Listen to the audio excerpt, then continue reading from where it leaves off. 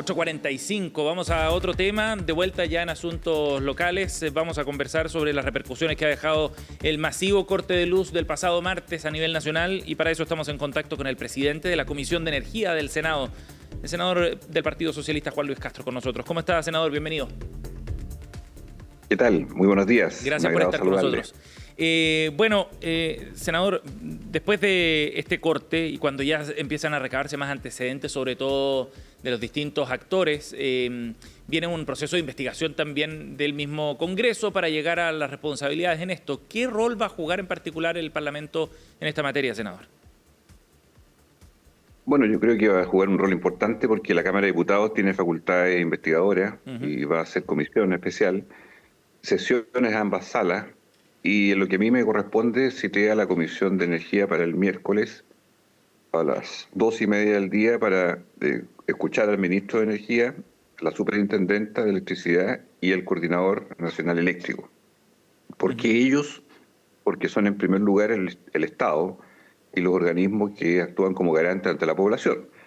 Luego, en otro momento, escucharemos a las empresas, obviamente, pero este primer momento significa asumir con profundidad y claridad lo que hemos ido sabiendo en las horas siguientes, que son las distintas críticas y autocríticas o planes de contingencia conocidos, pero parece que no cumplidos, que pudieron haber evitado un corte de la magnitud que tuvimos hace 3 días atrás.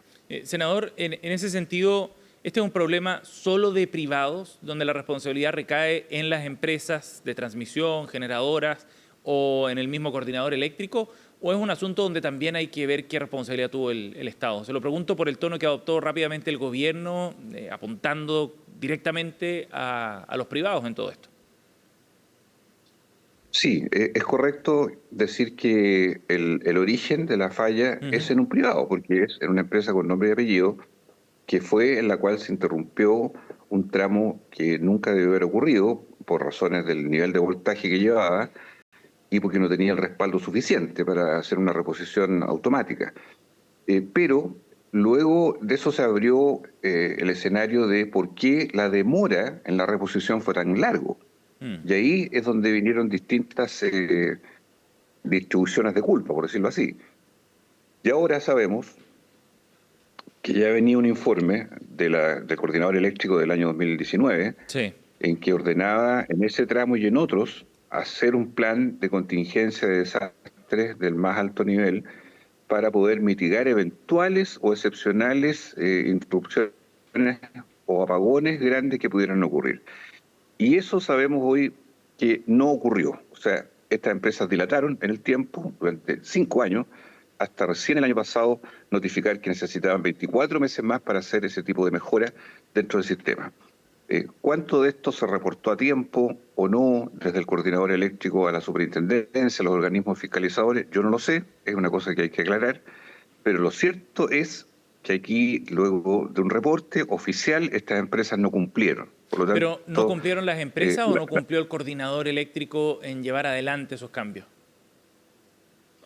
La primera versión que tenemos hasta hoy, porque esto puede ir variando, es que no cumplieron las empresas. Se les combinó varias veces a darle nuevos tiempos que ellos pidieron, pero aún así ellos excedieron todo límite. Cuando se les dijo 10 meses, ellos dejaron pasar 3 años, claro, entre medio hubo pandemia, en fin, pero 3 años y recién después del 2021 empiezan las tratativas de nuevo y vuelven a pedir postergaciones varias veces o licitaciones colectivas, pues son 3 empresas las que están en esto, hasta que llegamos al cuadro del año pasado, donde vuelven a insistir en prórrogas y anuncian 12 meses primero, 12 meses después, o sea, hasta el 2026, por lo menos para completar esos trabajos. O sea, ahí hay una responsabilidad. La segunda responsabilidad es cómo actuó el Estado teniendo conocimiento de esos hechos. Porque el Estado, que es un mandante, que le da regulación a las empresas y las fiscaliza a través de la SEC, tampoco es un ente pasivo, ¿no es cierto? Tampoco puede, sabiendo que hay un atraso, la verdad, inexplicable, dejar pasar el tiempo sin tomar otras medidas que quisiéramos conocer. ¿Qué podría haber hecho? Hizo la superintendencia? ¿Haber aplicado multas, por ejemplo? Claro, sí. Aquí estábamos hablando de un plan súper profundo, conocido, que apuntaba al meollo de lo que era las características del siniestro que hubo. O sea, alto voltaje en un tramo en el norte Chico, que está situado y catalogado como de alta vulnerabilidad, que tenía necesidad de hacer mejoras concretas para evitar una sorpresa, ahí le denominan grado 6, o sea, de las máximas de gravedad que pudiera tener porque afectaría a todo el país. Y terminó siendo así. Entonces, aquí hay una dificultad en que el Estado o le falta más fuerza o más atribuciones, o algo sucedió que no se informó a tiempo, y por eso es bueno que esto lo aclare el coordinador eléctrico, la superintendencia. ¿Qué ocurrió durante 5 años en que, habiendo un plan concreto para un episodio como el que tuvimos, nada hicieron las empresas o qué hizo el Estado de por medio para acelerar, multar, sancionar, condenar a una entidad privada que estaba obligada a hacer esas mejoras y no las hizo? Oiga, Tenemos senador, este efecto concreto. vendrán explicaciones seguramente de distintos actores, pero con los antecedentes que hay, aquí hubo entonces una negligencia que fue la que gatilló el episodio del martes. Yo creo que sí, en cuanto a que cuando un error no es forzado en una empresa, ellos lo llamaron operación no deseada de control, un eufemismo. En la práctica esto fue un error a partir de una vulnerabilidad. ¿Vulnerabilidad que era conocida? Sí, era conocida. No era una sorpresa, no era algo que ahí nunca se hubiera nadie imaginado. Estaba en un tramo que tenía problemas, tenía que resolverse. Senador, estamos con el presidente de la Comisión de Minería y Energía del Senado, el senador del Partido Socialista, Juan Luis Castro. Ahora viene otro proceso también para determinar la actuación de parte del gobierno, en particular respecto al manejo de esta emergencia. En el Congreso, sobre todo parlamentarios opositores, ya han anunciado una serie de acciones para poder determinar cómo se comportó efectivamente el gobierno, no en relación al corte en sí mismo, sino más bien a la gestión de la crisis que se gatilló a partir de este corte. Y sobre ese punto, senador, quería preguntarle respecto a la evaluación que usted tiene sobre cómo se manejó esto. Al rol del ministro de Energía, Diego Pardo, en particular, ¿cree que el gobierno estuvo a la altura y tuvo un correcto manejo de esta emergencia? Mire, yo creo que el gobierno, frente a la oscuridad de información, no solo de energía eléctrica, actuó proporcionalmente a la magnitud del daño devastador que no habíamos tenido en más de 15 años, en el sentido de decretar medidas perentorias, de pedir la investigación inmediata, establecer el estado de catástrofe, incluso desplegar los militares, hacer toque de queda, proteger a la población, descartar que no hubiera sido un atentado extremista, y eran las primeras hipótesis, rescatar a la gente atrapada. O sea, las medidas de interior, y por eso creo que fue bueno que la ministra de Interior liderara esto, fueron correctas. Lo que no fue suficiente eran las versiones que se daban respecto al origen de esto, porque primero se estableció que esto en pocas horas iba a estar resuelto. Y ahí vino un conjunto de fallas que costó explicarla al principio, después se ha ido sabiendo más, de empresas generadoras y otras transmisoras que no estuvieron a la altura de los tiempos necesarios mínimos, y parece que ahí hubo fallas de interconexión. Pero lo que yo apunto, Sebastián, es que la investigación debe ser extremadamente rápida, porque este es un tema tan sensible de seguridad nacional que no resiste de este tipo de sumarios que se alargan en el tiempo, que después caen en la indulgencia, o sea, en una impunidad en que nadie sabe de dónde está distribuida la culpa. Y por eso, yo, más allá de la disquisición ideológica que han algunos o algunas personas de que esto es un problema de inversiones, de permisología, cuidado.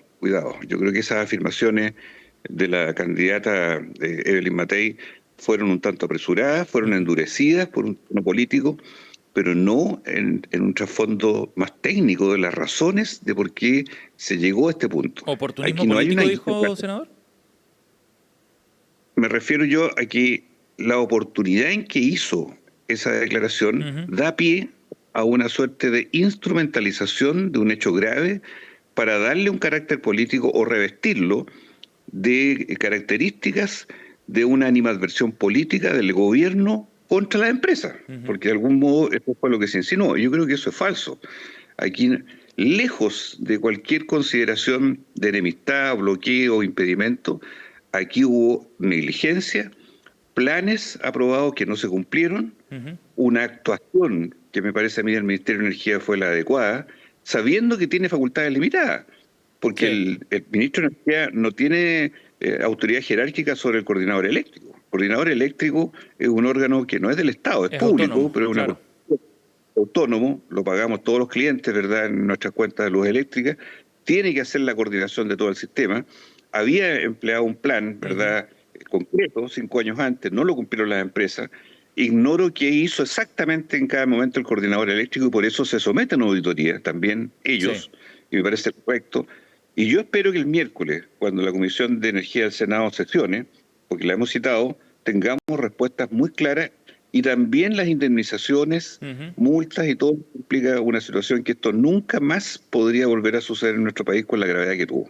Estamos con el senador Juan Luis Castro aquí en CNN Chile Radio. Senador, otro punto importante tiene que ver con las compensaciones y los pagos que tengan que hacer correspondiente a aquellos que sean responsables, digamos, ¿no? Ya sean las empresas, el coordinador eléctrico, etcétera. ¿Cómo garantizar que eso efectivamente llegue a buen puerto? Porque tiende a dilatarse todos esos procesos mucho y al final nos enteramos después, años después de algunas sanciones y multas y no siempre las más altas. Pero estamos hablando de un caso, este corte de luz del martes, de una envergadura realmente histórica. Por lo mismo, imagínense si de los cortes de junio del año pasado se supo recién en enero las multas, y aquí van a ser mucho mayores, sobre todo en compensaciones hasta 15 millones de dólares. Eso significa que es lo más grave que hemos tenido en 15 años. Y Chile será un país camino a la modernidad, pero no es un país moderno en cuanto a garantizar un servicio básico. Si esto hubiera sido en términos temporales, si hubiera habido un terremoto, ya, uno dice factor externo, climático. Aquí nada de eso hubo, y esto habla de un nivel de obsolescencia en la manera de controlar desde el Estado a un monopolio natural, como es el servicio de energía eléctrica, que fue transformado así en la década de los 80, en plena dictadura militar. Y no quiero politizar esto, pero decirle que cuando existía Chilectra o Endesa, que eran todas integradas, transmisoras, distribuidoras, generadoras, y se dejó la energía eléctrica distribuida en 3 mundos, que son las generadoras, transmisoras y distribuidoras. De ahí en adelante el rol del Estado ha sido ser garante. Es garante, hoy día trata de serlo, pero le faltan dientes y muelas. ¿Por qué? Porque tiene una superintendencia muy débil, con muy pocos recursos humanos, porque tiene un coordinador eléctrico sobre el cual no tiene tuición jerárquica, porque es un organismo de otra dependencia, y por lo tanto el Estado en esta pasada ha demostrado un esfuerzo real, que creo que así lo demostró el ministro y la autoridad superior, pero con una fragmentación de responsabilidades para abajo que yo creo que tiene que terminar. Aquí la gente mira directo al Estado cuando hay una situación de seguridad grave como esta, y el Estado, teniendo todas las ganas y desplegando todo lo posible, se demostró que tenemos obsolescencia en la legislación sobre esto, y por eso tiene que haber una reforma a la Superintendencia de Electricidad y Combustible e incluso al coordinador eléctrico en cuanto a que se transforme en un organismo público, no en una corporación privada de derecho público. O sea, no es un juego de palabras esto, sino que es simplemente que le responda a la ciudadanía, senador, a nombre del Estado, que es el garante. Senador, y cuando usted dice la superintendencia no tiene dientes y muelas para poder ejercer su trabajo o fuerza suficiente, ¿ese es un problema de las atribuciones que tiene por ley o de quien está encabezando hoy día la superintendencia, que es Marta Cabezas? Tiene que ver no con la figura que hoy día encabeza, tiene que ver con las atribuciones legales y facultades financieras, que son escasas. Yo le puedo decir que en mi zona, aquí donde estoy hablando ahora, en Rancagua, esa superintendencia es tan pequeña que posee un inspector para electricidad, otro para el gas y otro para los combustibles. Y tienen un solo vehículo para moverse en 33 comunas para poder chequear y fiscalizar. Imagínense con lo que le estoy diciendo. Ese es el nivel de debilidad, y así podemos ir en distintas localidades viendo un organismo que en el papel tiene fuerza, pero en la práctica es muy frágil y débil, porque no logra estar a la altura de grandes empresas, ya sea de distribución u otras, que son las que tienen en sus manos la energía eléctrica y que necesitan un contrapeso fuerte para ser fiscalizados. Fíjese que en el caso de la empresa ISA, declaró siempre que estaba todo ok. Y ahora estamos sabiendo por capítulos que ellos y otras empresas no cumplieron un plan durante más de 5 años, Sí, que era claro. el plan que evitaba una catástrofe como la que estamos viendo ahora. Que era el informe que tenía el coordinador. Oiga, senador, para cerrar, porque se nos va el tiempo ya, pero no quería dejar de preguntarle respecto a lo que viene hacia adelante, digamos. Un asunto será investigar esto, pero luego la pregunta es, ¿qué hacemos para tener un mejor sistema eléctrico? Y ahí viene el rol de las inversiones. El sector de las transmisoras dice, estamos atrasados en $2.000 millones en la inversión que se necesita para tener un sistema más seguro, más robusto, etcétera. Y así en otros segmentos, en la generación también hay otros problemas.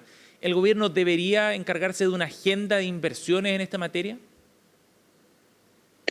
El gobierno tiene una agenda de inversiones que debe pasar en primer lugar por fortalecer la SEC. La superintendencia tiene un proyecto antiguo de hace 2 o 3 años, incluso en el programa de gobierno, y no lo ha enviado. Es clave que lo tenemos que exigir. Pero además vamos a pedir la revisión de cada una de las carpetas, sobre todo los proyectos en el norte de Chile, porque ahí es donde ha habido más atraso, y ese atraso hay que verlo muy bien las razones. Pero cuidado, no le echemos la culpa al pavimento cuando los problemas están en la parte aérea, que son los cables, los postes, las antenas de transmisión. O sea, hay que ir con cuidado en esto, porque he escuchado gente que dice, no, todo el sistema está obsoleto, está en la ruina, ¿cómo no iba a haber un...? Cuidado, no es tan así. Aquí había responsabilidades que preveían escenarios y otros que operan el sistema que no hicieron los planes de contingencia que tendrían que haber hecho. Después se puede llorar sobre la leche derramada, pero esto tiene que tener un epílogo concreto, sin indulgencia para las personas. Senador Juan Luis Castro, gracias por el contacto esta mañana. Hasta pronto, gusto saludarles, Sebastián. Muy amable.